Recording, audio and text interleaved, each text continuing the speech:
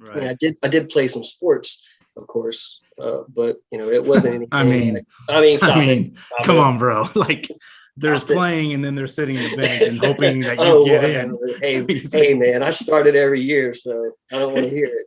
there was only five players and Chris still couldn't get a Stop starting it. You don't have to spot. tell them that. Shut up. It's what we do, baby. It's what we do. Hey, all I gotta say, see, this is how close me and my boy Chris are. All I gotta say is one word, and he's immediately gonna laugh. You ready?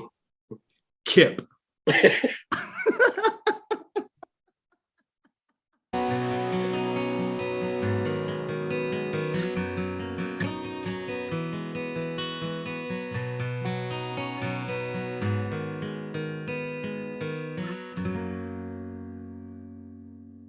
What's up, everybody? Welcome back to my second episode of now it's called Talk Your Walk.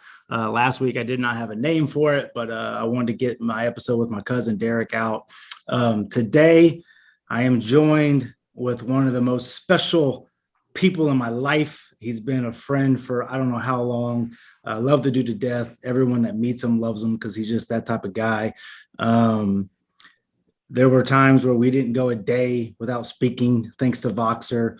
I was the best man in his wedding. It was an honor. Unfortunately, he lives in Louisiana. It's my best friend, Chris Jones. Hey, dude, what's up? I was trying to give you an intro. I needed like a crowd. I Yeah, needed where's the clap, something. man? Give me some Yeah, clap. yeah, yeah, yeah. It's just me and you, baby. This is all you get. Well, we do this all the time on the phone, I know, dude. FaceTime. So it's just kind of, Now it's finally time to let people in on some of our conversations, I yeah, guess. now you're recording it. Now I'm scared.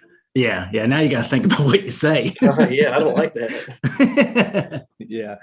Um, Man, dude. Obviously, like we've talked about this podcast a lot and kind of what I'm wanting to do with it, and Mhm. it's kind of in the name. Talk your walk. You and I have been boys for the longest of times, and we can kind of talk a little bit about that. How we've met and all that, um, but I know you've had a different walk, you've had a different life. Even the transition of you going from Indiana to Louisiana, Mhm. I'm sure that was a big change for you. I mean, I'd love to, talk on that. Um, you know, I know you're from a divorced family, so I'm sure there's some stuff there that we can maybe touch on. And then just up to today, being a full-time musician as you are, COVID and all that. There's a lot that we can dive into. But yeah, man, I guess just kind of want to start off where. So I'm trying to think like when we became so close. Like I know we knew each other through church growing up. Mhm. You were probably more of a friend of my cousin Derek. Probably starting Right. off, and then I was just kind of the little cousin that came around or whatever. But I guess I don't know much about your life in the beginning. You know what I'm saying? Like, like I hate to kind of start off the same way I did with Derek, but just kind of like those like first 10 years of your life of just like where were you at? Where were you going to school and all that? Um, I'm a little similar with what Derek said as far as like going to public school and stuff. Mm-hmm. Went through a couple of different ones because we moved a lot, not a lot, but we'd go from I think I went to like four different public schools, Mm-hmm. and just because we moved to different districts, and he talked about the busing and all that kind of stuff, was a part of that. Um, but yeah, we moved around a little bit.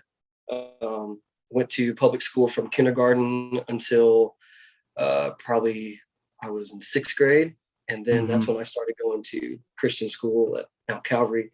And I knew Derek, and Mm-hmm. he talked about the Daily Family, and you know, I knew all of them before.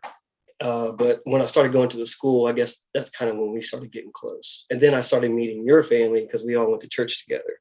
Right. And you were there a little bit younger than us, but Yeah. I think that's Yeah. kind of how that kind of started to unfold, and then it just kind of went from there. Right. So, so you were in sixth grade when you started going to the Christian school? I was in seventh grade. I Seventh finished grade. kindergarten through sixth grade in a public school, Is that and then something that you wanted? Is that something you wanted to do, or was it mainly your dad? I mean, obviously we were uh, so tied into that church, but right. Yeah, I wanted to go just because, my friends were there. Derek was there. Jeremy was there.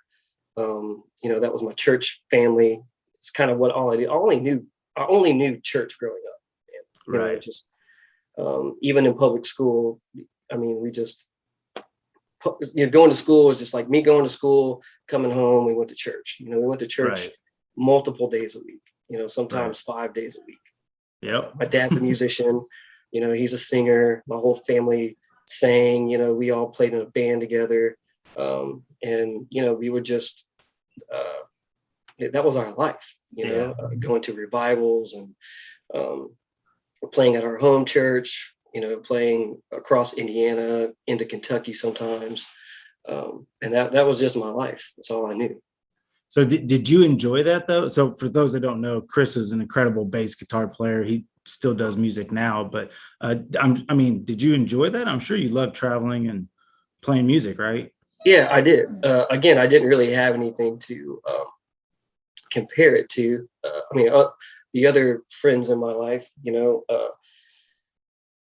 they lived normal lives, I guess. They went home from school and played outside, and when I got home from school, I would change, eat some dinner, and we would go to church Right. somewhere. And I was probably 9, 10, I think, when my dad first was like, "Here, you're going to play an instrument," kind of like Hmm. not literally making me, but like, "Here's a guitar."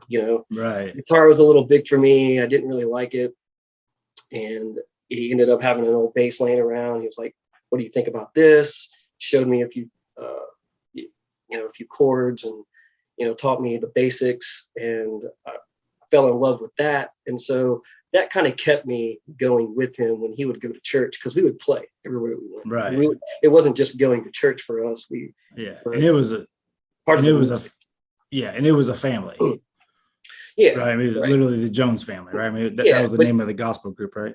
sure. But even when we didn't do that, my dad and I still were going during the week to random churches around Indianapolis, and on a Wednesday, Thursday, you know, even a Friday night revival, singing, whatever. We So were there playing.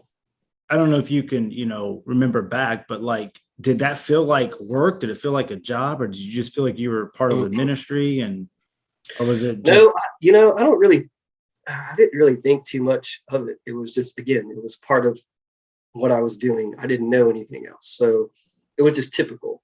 I mean, sometimes, yeah, I would rather have stayed home and rode my bike around the neighborhood a little longer. That right, was probably the just like the right, most of it. Like that would be what I would do if I was staying at home.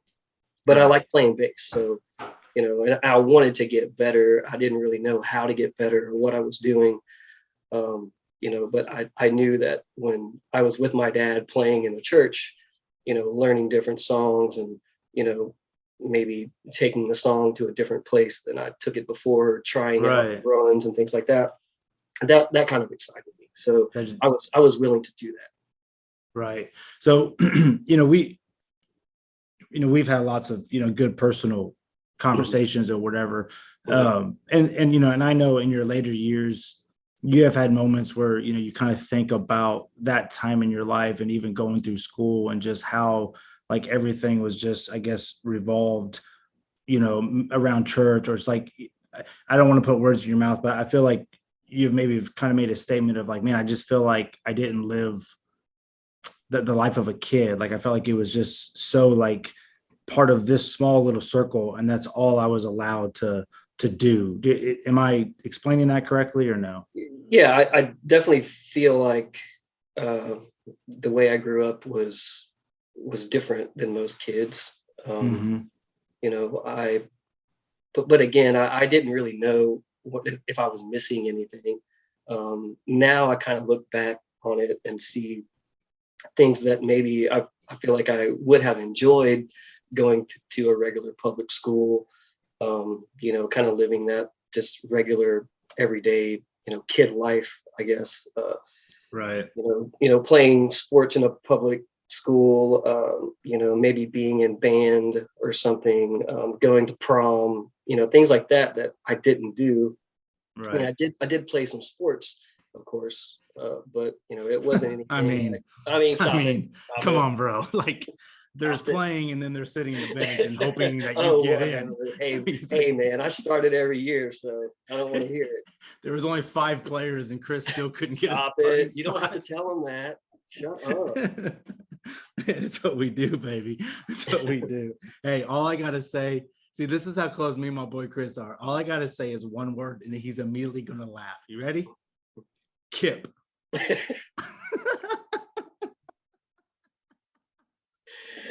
Oh Hey, man. I'm just gonna say it. Shout out to Kip Lehman if you ever Shout hear out this. to Kid.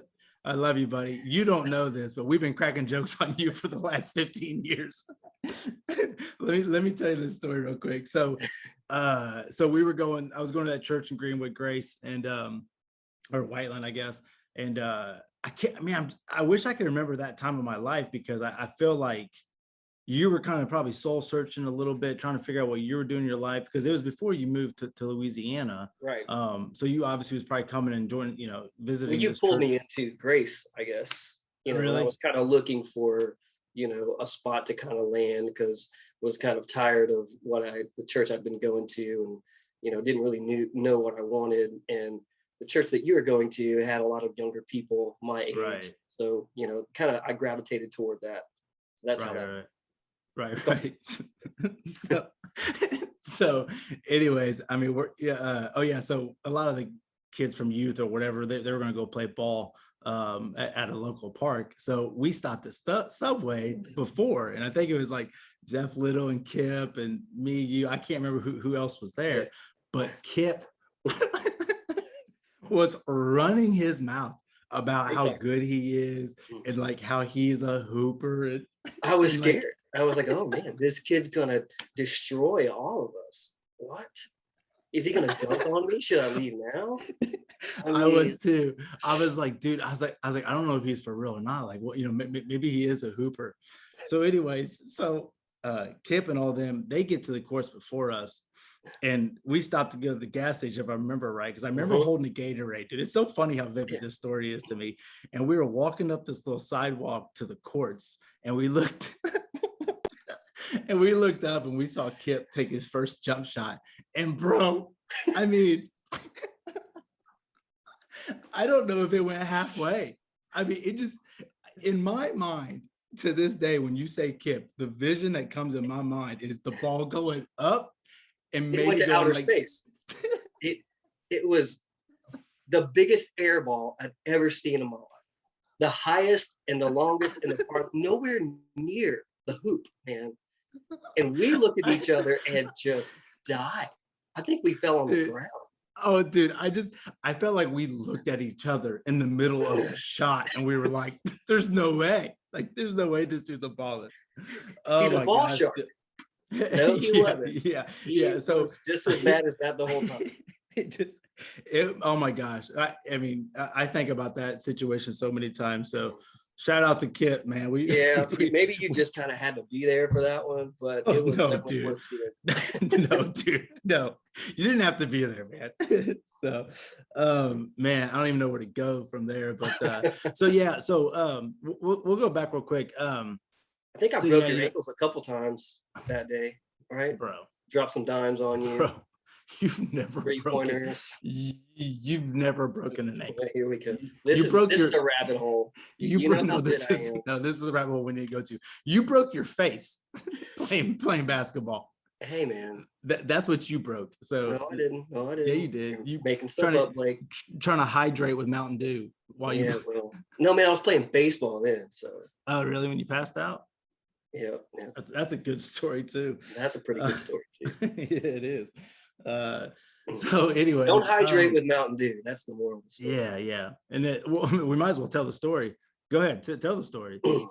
Well, again, church function, right?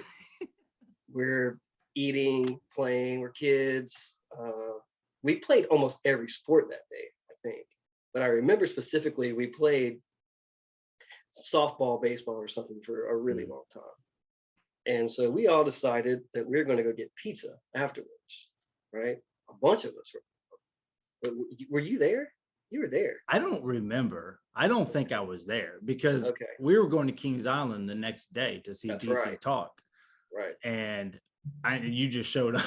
You, Yeah. you just showed up with a busted face, and I Well, was like, "Oh, yeah, well, that's yeah. that's So I sit down, order my pizza, started getting leg cramps in my calves. ooh, And I would stretch them out, and they wouldn't go away. And I was hurting really bad. And I kept telling, I think Derek was sitting next to me. And like, man, I'm hurting really bad. Probably still chugging Mountain Dew the whole time, yeah," whatever. And because you knew so, no better. yeah, so I just remember getting this really, like, really, really strong Charlie horse in my leg. And I stood up too fast, I guess, knocked over the table, straight on my face, Dang. carpet right here, out like a light. Somebody lifted my legs and I came to. What are y'all doing? Like, oh, you busted your face. Oh, Dude. dude, and I could feel it, like I was bleeding. So took a $5,000 ride to the hospital via the ambulance. And yeah, then had to go to Kings Island the next day. That's right. A busted face. we, All the we little had kids were running away from me. Derek and I had I a was lot like of a fun making monster. fun of you. Yeah, you did all day Was long. was Adam with us on that trip? I think he was. What up, Adam? Shout out to Yeah. Adam. Shout out Adam to Ziegler. Zig. Yeah, man. Funny. So let's go back a little bit. So I know I kind of mentioned that you are from a divorced family. Mhm. Do you remember, which is, I don't know, I guess a little, I want to say ironic because you were from such a Christian family. Do, Mhm. do you remember that time of your life? How old were you when that divorce happened? I was 15 when my parents split. I remember it pretty well. A pretty big uh, happening in my life. I remember I was at school. I was going to uh, the Christian school at the Hmm. time, and I remember we were having like this shop class, this wood shop class outside. Hmm. And I remember, well, before that, to give you a little background, probably for the a year before that, maybe my parents never really argued or fought in front of me, or they were never violent or yelled at each other or anything like that I can remember. But that last year, uh, me being like maybe 14, I can remember they would like go into the room in their bedroom, and then I could hear like some arguing and some discussion, and this and that. So I so my mom, she sat me down and she was like, I'm thinking about going to visit your grandma for a while. Do you want to come? And I'm 14. I'm not an idiot. I could kind of sense like she's she's probably just gonna. My parents are going to split. Maybe not Right. divorce. They're going to split, right? And she's in a roundabout way asking me if I want to go with her or stay with my Wow. And where is this house? Is this in the dad. same? This was in Indianapolis, the one on Schuyler. Okay, Schuyler. but okay. Uh, I just want to make sure the so how I wanted to make sure where she was asking you to move wasn't out of state because I know you have family in Kentucky. So, Well, yes, it was. She was asking oh, me to okay. move out of state. That's where my grandma and her mom. That's where God, all of her dude, family is. Yeah. that's a So tough question at 15, man, or it is. 14. It is. And I kind of feel like I was upset at her for a long time because I felt like she wasn't going to. She wasn't telling me the truth. She like what she was doing is trying to manipulate me to go with her. And once I got to Kentucky, that's where she had her mind made up that she was going to stay. And I She figured that out. I kind of knew that. she didn't So tell you that. She didn't tell you no, that. she just told me that she was going to go visit for a while, and she wanted me to come. Hmm. So she pulled up to school one day when we were doing this woodshop deal, and so somebody said, "Hey, your mom's here," and so I went to the car in the parking lot, and I could see some some of her bags and stuff in the car. She was like, "Hey, look, I'm going to Kentucky. Do you want to come with me?" This was like, I don't know, maybe 1 o'clock in the afternoon. Still had a couple hours of school left, and it was like, no, like I'm going to stay here. I'm Dad. trying to build something right now. Yeah, I'm building a birdhouse right now. Can I go For back to you. school? Yeah, right, right. Yeah. So anyway, so she left that day, and she never came back. And she kind of went dark for a while. Like we couldn't get a hold of her. She wouldn't answer any phone calls or anything. A couple of weeks, and so a couple of weeks went by. Finally, my dad figured out that where she was working, because my dad was devastated. Of course, like he knew that she Really? had left. So it was her And choice, it sounds like. yeah, right. And so my dad, after he figured out where she was and what was going on, we went to Kentucky basically to get her, to bring her back home, and showed up at her workplace. And it was like, man, it was like a Dollar General or something, like So she just got a job. I was gonna say, so she had, for her to have a job, she had been there for a little bit before you and your dad went to go get her. Man, if I remember right, I think it was only about 2 weeks. I think that Okay. had passed before we went. But she might have had something lined up. That's Yeah. where all her sister is there, her brother is there, her mom. She probably knew people that were like, hey, can I just go get a job when I get Right. down there or something, because I'm going to Right. need something. Yeah. She had Uh, support. yeah, right.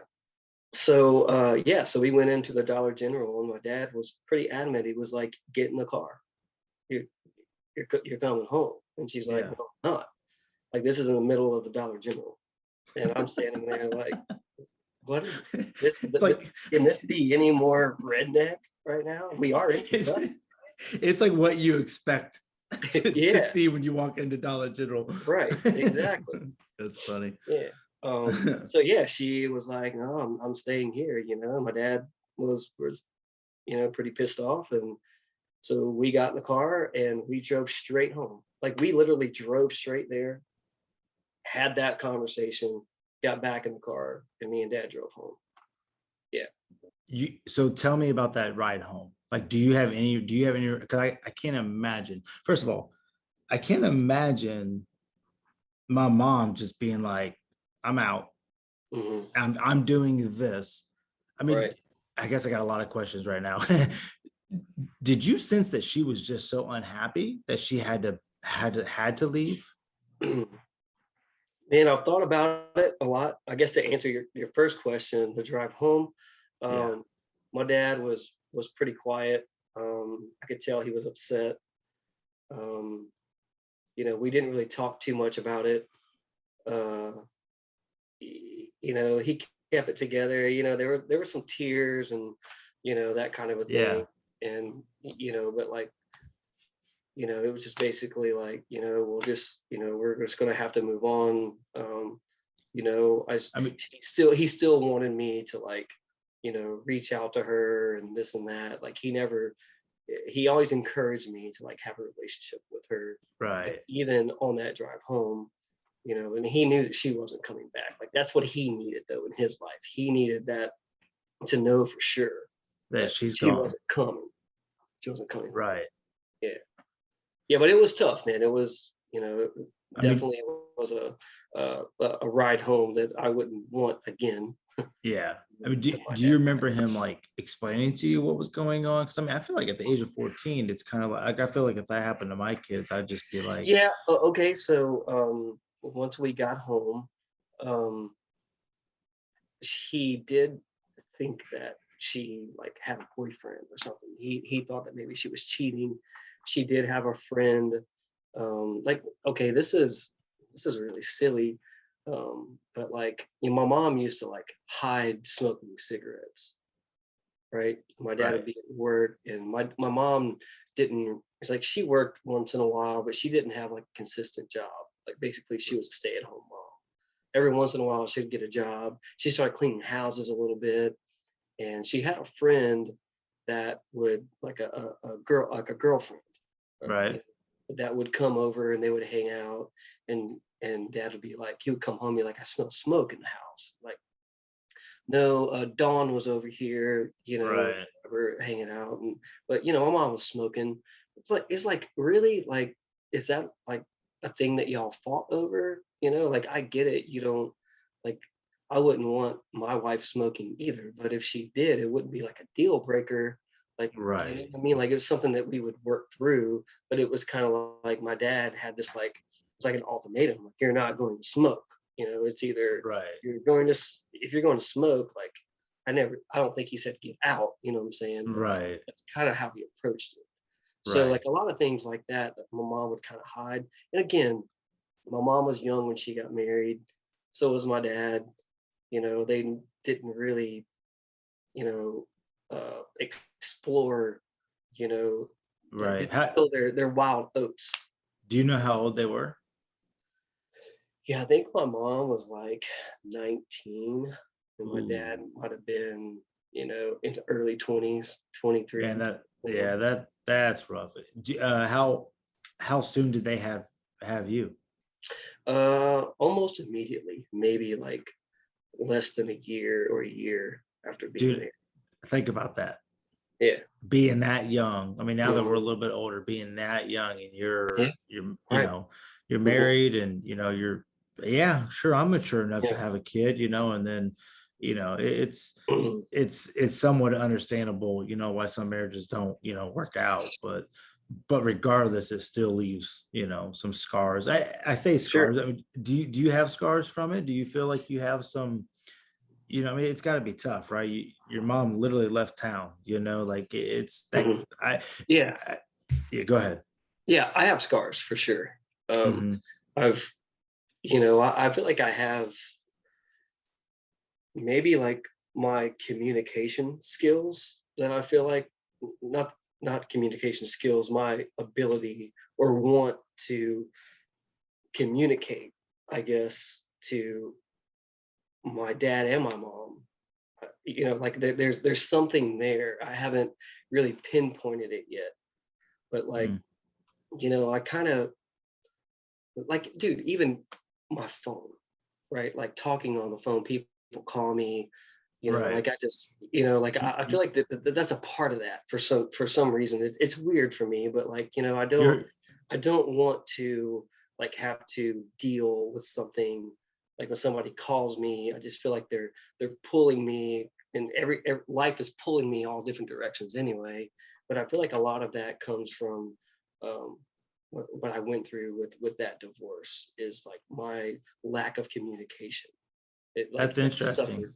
suffered. Yeah, that's interesting because I mean, you're bad with me sometimes. You know Yeah, what I'm I saying? am, Where and I I, don't mean to be. It's just like, it's like a part of me almost that I can't. yeah, It's hard for me to kind of get through that. yeah. I remember last year, and y- you said something that made me think about this, but I think it was last year, kind of during the whole pandemic, and you were going through some personal stuff. But I mean, I remember like texting you, like, dude, like, I'm your boy. Like, why Yeah, aren't you reply? Like, what's going on? And we yeah, finally talked, and I'll just go ahead and say, you were telling me that, you're going through a divorce and everything. And I was right. just like, dude, Mhm. like you didn't tell me, like, it's like, I'm your boy. And I remember Yeah. you saying, like, yeah, sometimes I don't like letting it all, I don't like letting that personal information out. Well, Uh, it's just kind of hard for me to talk about it because people want answers, and like, right. I don't really have those answers. And sometimes I feel like, when I go through things like that, I still don't have all the answers. Right. Like, how I feel, like, how do you feel? It's like, well, I don't know. Like, I know how I feel, but like, sometimes I really can't put it into words. It doesn't make sense when I put it into words. But like, I know I Right. feel a certain way, so I really don't want to talk about it because I'm just dealing with that internally. Right. And, So, and but it's, and going through a divorce is something that's hard to talk about. Like, yeah, it yeah, sucks. yeah, Like, I and didn't want this. This wasn't my plan, right, you know? and also, I went through some depression. I experienced depression for the first time, Really. even like with, going through that with my parents. I didn't really have, I feel like, a depressive state. Um, but when I had my own divorce, that's when I really felt like I experienced depression, Wow. and I didn't know how to verbalize it, how I felt. I didn't want to talk to anyone about it, honestly, because like, you know, everyone wants to know something. I talk to 10 different people. I say the same thing over and over and over, tell them the same story, Right. and it's like that just it kind of keeps compounding, Yeah. that depression because I keep talking Yeah. about it. And Yeah. it was better for me to, you know, like even like my friends here in Louisiana, like Right. I kind of closed them out too, not on purpose. It's just like that's the way I felt, and like Right. I closed. I just became a recluse. I closed down. Yeah. It, hey, it's understandable. I mean, you know what I'm saying? Because it's, Mhm. I remember, once we did kind of have that talk, you just, I mean, you did, you sounded depressed. I mean, it's just Mhm. like, dude, like, I don't want to be, I don't want to fail. Like, this is a failure now. This is It something that is we right. failed at, and, Yeah. um, um, Am I a product of divorce because my mm, parents did it too? You know? right. Yeah. Yeah, that's tough. I mean, I guess fortunately you guys don't have kids, and Mhm. I mean, because that obviously makes things tougher. And I mean, I know, you're in a relationship now that you seem to be happy. So there's always a brighter sky, but it doesn't mean that, you were still committed to one person, and you wanted to make it work, and it didn't, and it hurts, and it's hard, and it's tough. So, Right. that's just, yeah. So I know we just jumped ahead probably 15 years with that little conversation, but so I kind of want to go back to your mom a little bit, because I'm sure there was some resentment there. Was there a long time? I don't know how your relationship is with your mom now, or even your dad. I don't, I do want to ask this. I've been meaning to ask this. I keep forgetting to. Do you think any part of your parents' issues were that you were playing music with your dad and you were closer? And was there any like major father son bond to where your mom kind of felt like, I don't know if I like this future? Did you sense that at all? I definitely think that there was a father son bond for sure. Um, Not that I was disconnected with my mom, but I definitely did have that bond with my dad. Mm-hmm. Um, but I don't feel like I looked at them differently.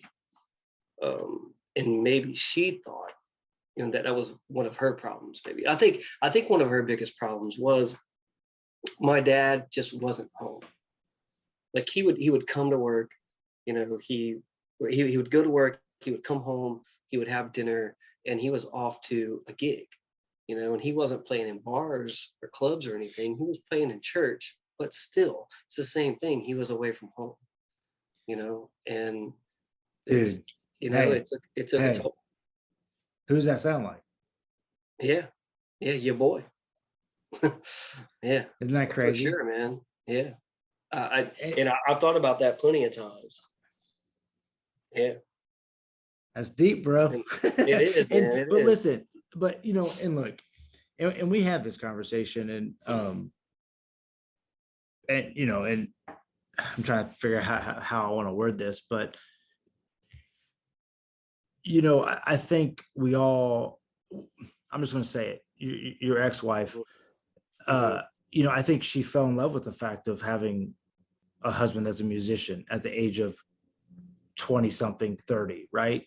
And Hmm. then when that musician continues to be a musician, and that's just what you do, it's what you were born to do, right? It's what Hmm. that's your gift, right? And Hmm. that, once you become in your 30s and maybe even in closer to your 40s, man, I don't know if I really want my husband out all the time, right? Kind of like Hmm. possibly like your mom. I mean, do you think that was a major factor? Is just Hmm. that she just, what she signed up for in the beginning, she thought she was going to like in 10 plus years or whatever. How long were you guys married? 8 years. 8 years. Okay. Mhm. So I mean, Together 10, roughly. 10. Okay. And I mean, I know this is, personal information, but I mean, do you think that's the Mhm. major driving force? I think that definitely played a huge part in it.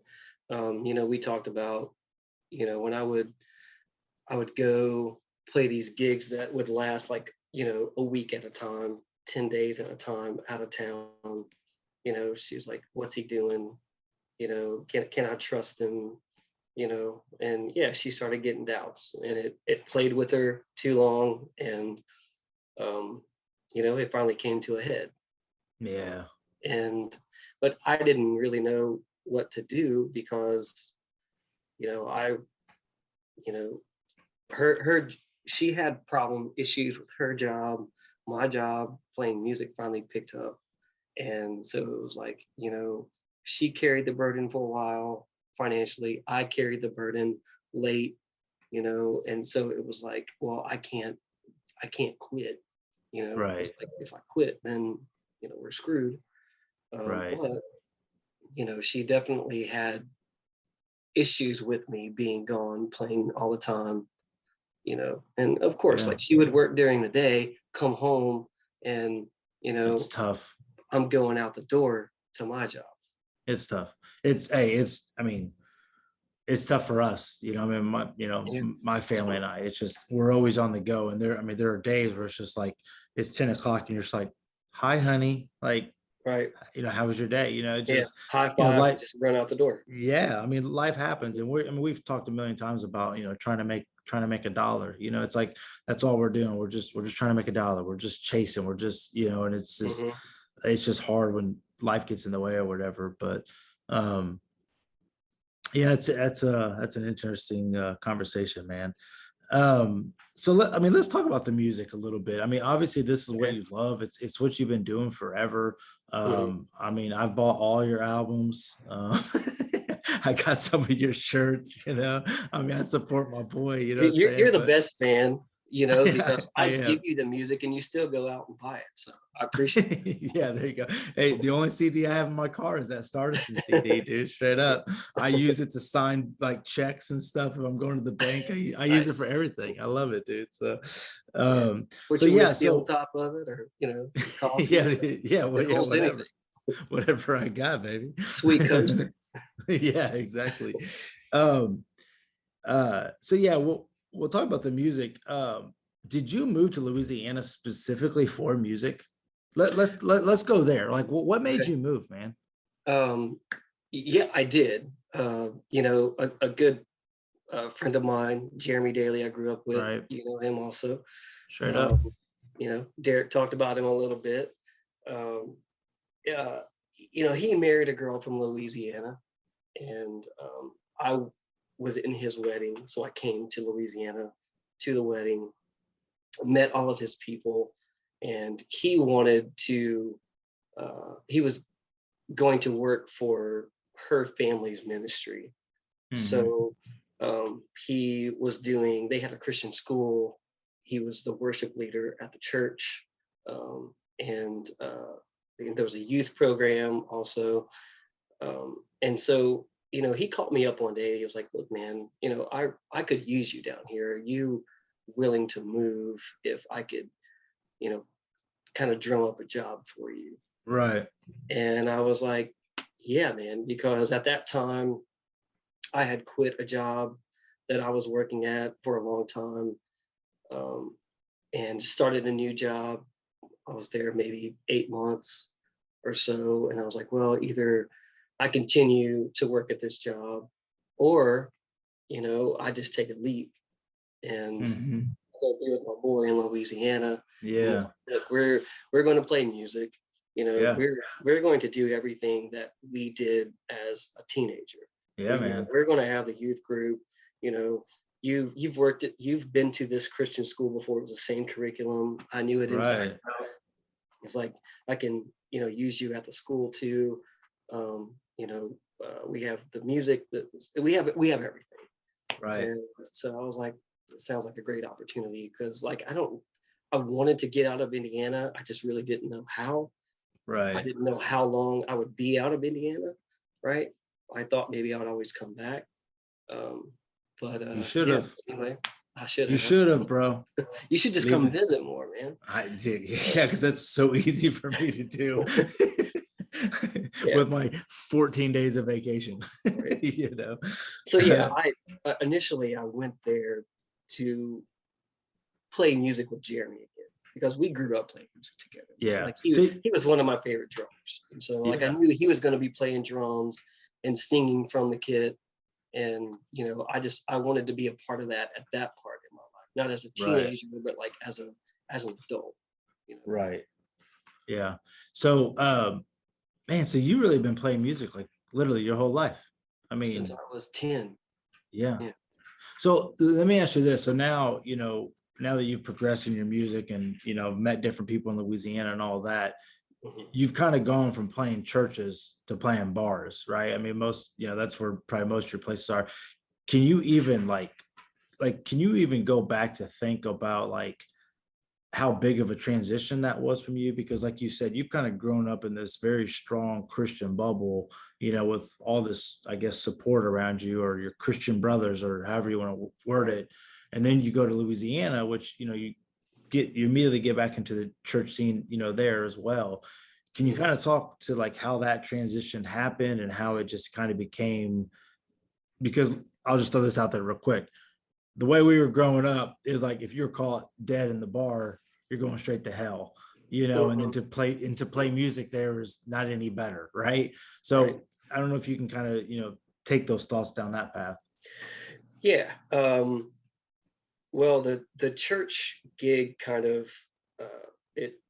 I think I spent 3 years at the church, maybe, Mm-hmm. and we were doing this praise and worship band with Jeremy and a few other people, and we did that for a while, and then after that 3 year period, uh, the ministry started changing. Some of the ministries closed. They just couldn't afford to keep the staff on, whatever. And I had to make a decision what I was going to do. So I started doing kind of immerse myself into the Baton Rouge music scene. Mm-hmm. And I knew a few people already just from playing, different churches and, just knowing other musicians. And yeah, we started playing in bars and stuff, but that wasn't the thing. Like we wanted to play in bars. It was like we just wanted to play in Yeah. whatever venue that it was that we could play. And at the time, I think my first gig in an actual bar was a benefit for Katrina, like when Hurricane Katrina hit. Wow. Yeah. um, and that was like one of my first times playing in a bar was for that. And after doing that, and there was probably, I don't know, maybe 7 8 bands on that bill that time. Mm-hmm. And so we met all the local musicians that day that were playing around Baton Rouge. Right. And so, talking to them, like, well, can we get more shows wherever y'all play? It doesn't matter. Right. We just want to Right. play. And at the time, you know how it was. Like you kind of, we grew up listening to Christian music. These Right. bands that are like, oh yeah, we're Christians in a band. We're not a Christian band. And we didn't Yeah. really know how to take all of that. So we were just like, yeah, we came from a church. We all grew up Christian. Like sometimes some of our music would come out Christian or whatever. Right. But also it's like we just kind of wanted to be a band who write music. Right. So we never wanted to just be like, oh, we're never going to play in a bar because we're only going to play Now, churches, or we're only going to now, play bars or whatever. now, which band is that? Is that the Resonate? Well, the Resonate was uh, That was the worship team. the, Or the worship. worship band, right? LA Lights was, I guess, the first band that we started playing in bars with. And Right. then, it progressed from there, moved to Dude, other it's, stuff. it's just funny because like I think back, like I kind of remember like you playing at bars, and I was just like, I remember it feeling like such a big deal. Like, oh Mhm. my God, your dad's gonna be so mad. Well, I had that conversation with my dad. Yeah. And, like with my band sitting on the couch in my dad's house, we talked about me playing in bars, and he was like, I don't think God wants that. Kind of like that's the stance he took. I was like, well, Yeah. you don't understand. Like, we're actually going in there to, just, we're not bad kids. Like Yeah. We're just we playing music. wanted to spread love. You know what I'm saying? Right. Right. And whether that's cliche or not, we wouldn't in there for any other ulterior motive, Right. for that. But he was like, no, you just cannot play music in a bar. Yeah. So, Yeah. that's, And some of and that's that probably, became a conversation where, my dad and I was just like, look, I know you view it this way, and I view it this way, and this is how we have to leave it. He wasn't happy about it, but I had to move on. right. You do what I felt was best for me. Right. Yeah, exactly. Um, how's your relationship with your dad? It's good. I'm a bad communicator, so I Right. probably could call him more than I do. You But should. but my dad's cool, man. Like he's always, it's very surface with my dad because we can't really talk too deep just because he's really rooted in, some of those Old that school beliefs. Christian belief that like again, you can't play in a bar. Well, Right. he can't even really talk about it. He's just like, I just know that you can't do it. And like he views a lot of things like that, Right. so there's a lot of things that we can't really get too deep in. But but he's cool. He calls me, he wants to know like, what I'm doing, what I'm, what my job is, or Hmm. like what's going on with me, when you coming to visit, that kind of thing. So yeah, we're good. Right. Right. Well, that's good, man. Um, man, I'm trying to think like what else to really cover. I mean, it's, once again, it's just, we've had so many great conversations that, it goes so many different places, and this Right. obviously isn't going to be our first, or excuse me, our last, you'll be on Mhm. here a lot, and we'll talk about current events or our love for, the NBA, or uh, Don't get how me we started. how we went from DC Talk to POD, and Hmm. we just got a lifetime of memories, man. I wish you were closer, dude. It kills Oh me. man. Yeah, Hey, and me too. I if for anybody out there that knows about the app Voxer, Chris and I single-handedly kept it in business for a solid 5 years. I'm thinking about buying stock in Voxer Bro, because no, we should have 5 years ago. There was we there should was a just buy time it. We should just buy it. because we're so rich. We're the only, well, A we'll take out a musician, loan. I don't care. yeah, a We're the only two musician. people that use it, right? I don't know. My boy Ben Scott, he uses it, Ooh, and Ben and Jenny use it all the we'll get time. Ben in on it. Yeah, If heck yeah, yeah, yeah, yeah. he can He's, give he's all the got money. he's got more money than us. So let's make this work. Let's make this work, Ben. Yeah. So for those that don't know, Voxer is basically like an app where you can just, it's almost like a walkie-talkie, but um and Chris and I would just, I mean, all day, every day, we just kind of hit each other Every up day. on that. It was great. And then I got to do a different job, and he got busier, and we don't communicate as much, but Well, you were the only person I wanted to talk to for a little while, so that's what's up, man. That's what's up. I Well, love it. I did, that was, I know that was a tough time for you, man. It's good to Mhm. see you, have a smile on your face. And Yeah. we've been wanting to do a podcast for a while, and and maybe that's part of it, where you just was kind of like, right now is not the time or whatever. But um Well, we're just scratching the surface, man. There's plenty of good content we haven't covered yet. yeah, You yeah, know? for real, man. For real, man. Well, dude, we can wrap this one up, man. Cool. Unless there's something else you want to, get at, or anything you want to say or whatever. No, man, I'm in my brain's rolling now. I'm thinking the gears are turning. I'm thinking about things that, some good stories that we can lay on these people. Yeah. You Yeah. know, What we do you can we think can your come next back. what do you think your next this is an interesting question. What do you think your next 5 years looks like? Wow. Isn't that, don't you Uh, hate that question? I hate those questions, dude. I mean, I don't know. I have no Yeah. idea. Uh, like we talked about Stardust. Well, we didn't maybe mention uh, On too here much we about it, haven't, but but yeah. right. We're thinking about doing a new record. So I don't know how that is going to play out. Again, everyone's kind of doing their own thing. but I'd still like to keep, music, um, prominent in my life. I want to keep doing it. I want to keep making it, keep creating it. And I have a lot Right. of friends who haven't given up yet. I got a few friends who have given up, um, just because it's just too hard to do it.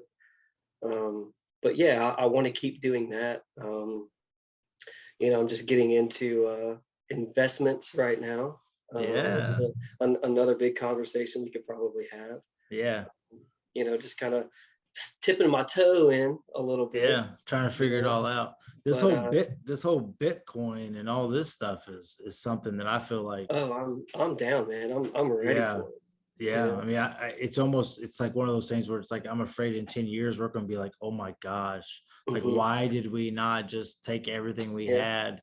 Hmm. And, but who knows? Or it could be dust, Yeah. like it could be nothing. So, Yeah. Well, yeah. just stocks in general. I wish that somebody had told me about that earlier in my life, because I would have started a long time ago. Hmm. Because I always felt like I never had enough money, to invest. Right. But now I know that it doesn't take a lot of money. It just takes a little bit of knowledge to Yeah. understand what you're doing. I've made a few bucks, lost a few bucks, but again, I'm still kind of learning the whole thing, and it's like a video game, man. It's crazy. It's Yeah. addicting, but Yeah. it's Yeah. scary because you're using actual money in your bank account. Yeah, So, yeah. uh, There's but a lot of people. I mean, like just between that and just like apps like DraftKings and stuff. Like, I mean, there's so right. many people, my buddies, that are just a Mhm. little bit here, a little bit there, and then they send you the winnings. They don't ever send you the losings. I don't know how Yeah, that works. I right. always see the big dollar signs that they win. I'm like, did I put $10 here, Yeah.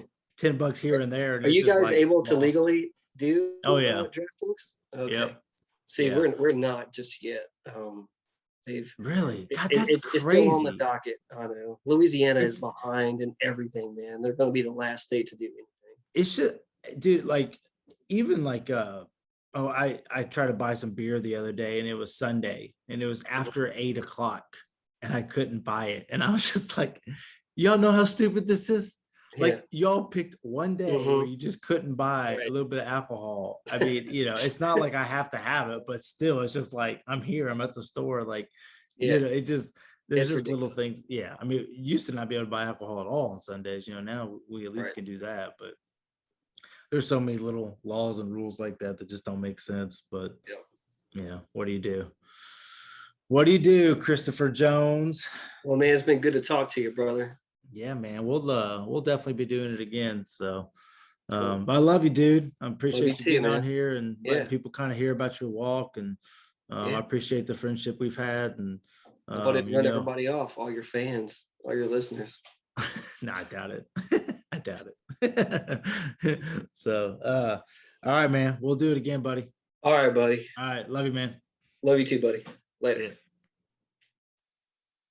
This ain't the life I planned. Man, I sang so quickly. I'm drowning on dry land. Shut your mouth, haven't drowned. Only 3 feet underground.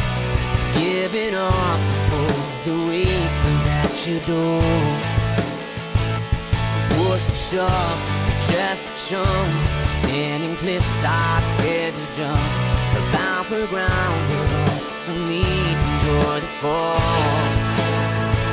And it's the lonely road I know.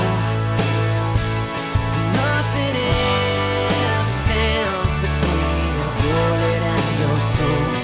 It easier to just come. The race is on. You're still waiting for the goal. So either quit or run.